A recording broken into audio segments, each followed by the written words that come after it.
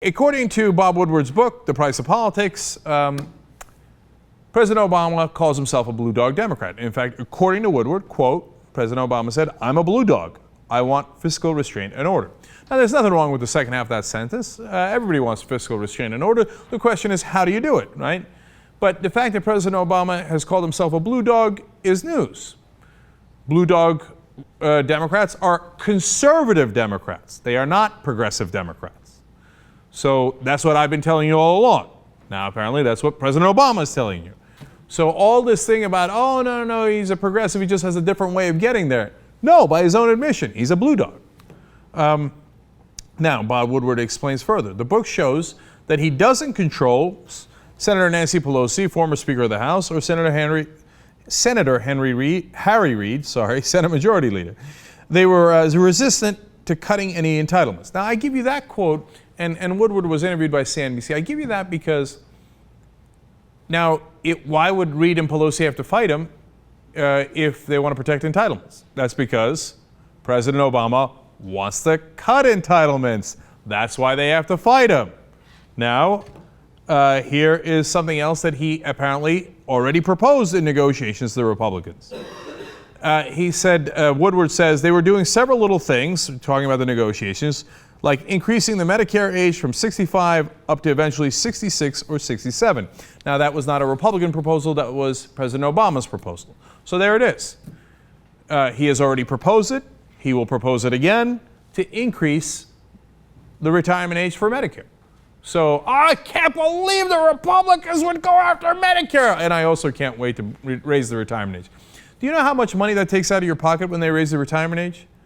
2 more years. It's not like, oh, yeah, I get the same amount of money, but 2 years later. No, you don't get the money when you're 65 and 66. That's money you would have gotten that you don't get. That's a huge robbery.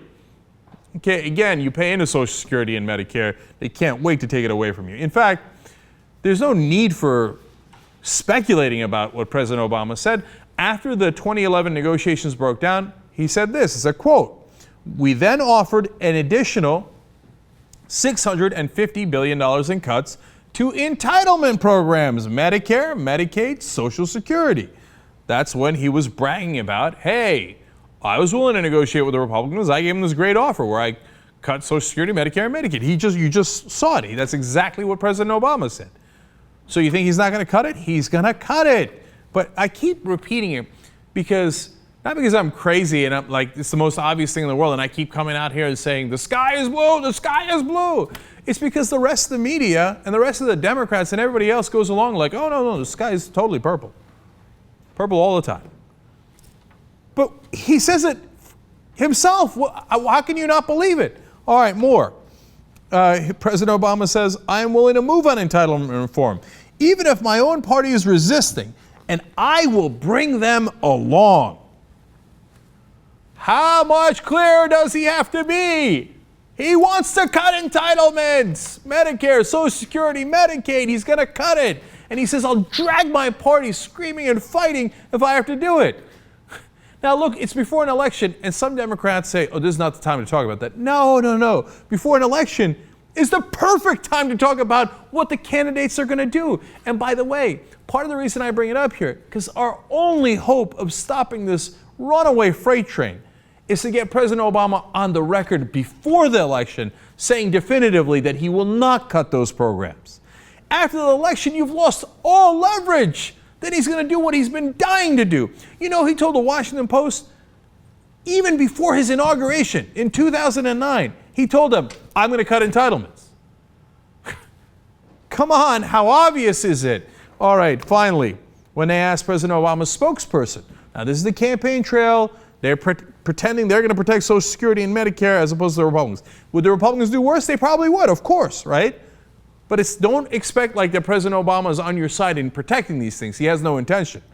His main claim to fame is he won't butcher them as much as the Republicans will.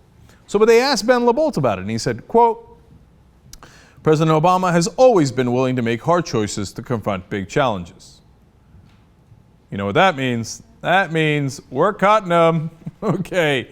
Hard choices equals, were hard choices for your ass, not for the rich, not for the powerful. will pretend that it's hard. You know when it's hard? Right before an election to say I'm going to cut your Social Security and Medicare. That's hard. After an election, it's easy, especially if you're never going for another election again. Okay? So let's make it hard on him. Every member of the press should ask him because it is an incredibly important issue. If you're in a town hall meeting, you're at a President Obama speech, you should ask him. Will you say that you will not cut Social Security and Medicare under any circumstances? I guarantee you he doesn't say it because he's going to do it. So our only hope is to get him on the record in the middle of a heated election where he cares about his own, prospects and political career, that he'll finally say, oh, okay, I won't cut it. That's the only hope we have.